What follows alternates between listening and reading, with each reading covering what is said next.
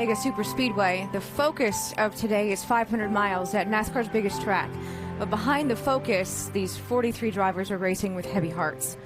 1 week ago, the motorsports world lost a champion and a friend. Dan Wheldon was killed at Las Vegas Motor Speedway while racing in the IndyCar Series season finale, and his death has touched us all. The racing community gets very small very quickly when something like that happens. Dan was a friend. You know, there's a lot of competitors that are competitors, but Dan was a friend. Well, he's just a happy person that I think with anybody, didn't matter who it was, he just always, you know, took care of him and showed him a good time, and you knew that he was a good-hearted guy. He always had like quick one-liners, and he was always one of the guys that was kind of keeping everybody laughing and having a good time. It doesn't get any better than Dan. He was built to be an IndyCar driver and was darn good at it. It hit us at home hard, but I think as a race car driver, you have to set those things aside and go and do your job. You know, it's what we do, it's what we like to do, it's what we wake up to do. I go to the racetrack and I feel like the racetrack is vacation. This is fun. This is what what I grew up to always want to do. We know that that is a risk. We know that that's something that can happen, but there's a serious love and a passion for it. Dan was doing what he dreamed of doing from the time he was a little kid. My deepest thoughts and prayers go out to the Wheldon family. Dan, we're going to miss you, buddy. Thanks for all the laughs over the years. And he was loved by so many.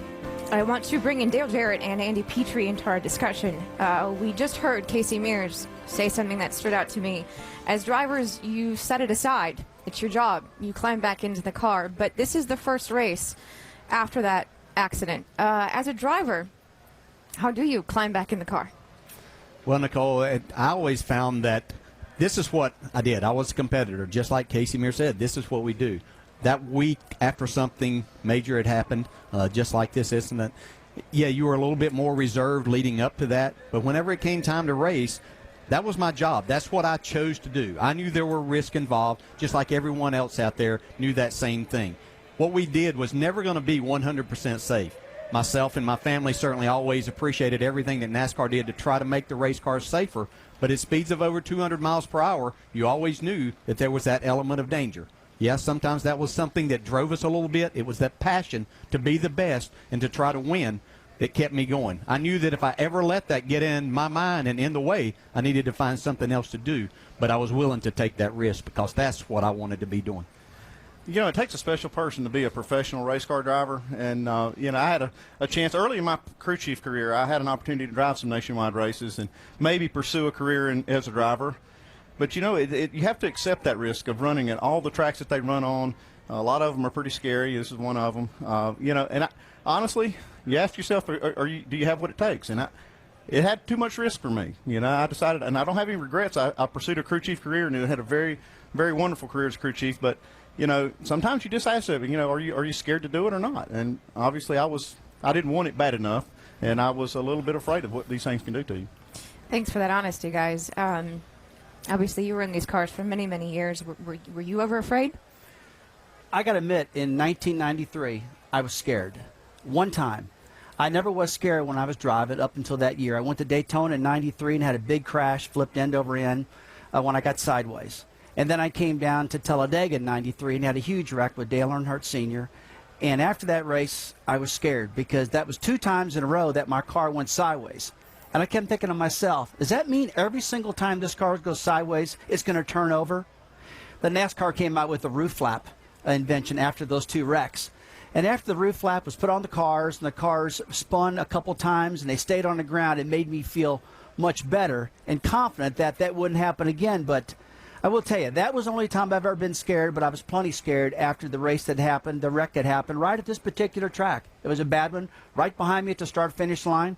I went over that line, Brad, upside down and still finished 5th on my roof, but it was a scary day. Yeah, and it's interesting as I listen to Rusty and I've listened to DJ talk about their careers and how they approached racing under circumstances like we are today. It's interesting. All of these guys as race car drivers, they compartmentalize. They take these instances, just like Rusty talking about the roof flaps. He's saying once the roof flaps became available to those race cars, it changed his mindset. Everything was fine, even though there was innate danger that every time he gets in that race car, something could happen. And I think that's what makes race car drivers different from any other athlete in the world. As a basketball player, it's what I did. As a race car driver, though, it's who you are. And that is the difference that makes these people very, very special. I want to thank all four of you guys for your comments. You said something interesting. The drivers are able to compartmentalize how they feel. I say this as the wife of a driver who was on the track last weekend in Las Vegas. For the loved ones, I don't think we have the ability quite like them to compartmentalize. Correct. So Yeah. today, for some people, Yeah. it's kind of scary. There are a lot of nerves. It's very anxious. Yeah. It goes with the territory, but it's still there. Dan Wheldon was laid to rest yesterday in his home of St. Petersburg, Florida. He was 33 years old. He came to the U.S. in 1999 with dreams of racing glory, dreams that became a reality with 2 Indianapolis 500 wins, an IndyCar Series championship, and 16 total career wins. He was the driver with the impossibly bright smile, the larger-than-life personality, and the man charged with helping develop a safer open-wheel future. But for all of his talent behind the wheel, and it was immense, Dan's life cannot be summed by what was accomplished on a racetrack. Racing was his passion, but Dan Wheldon was more than just a driver. His greatest gift, his legacy, is his family, his wife Susie, and his 2 sons, Sebastian and Oliver. Dan was a racer, but he was also a friend, a brother, a son, a husband, and a father. He is also missed.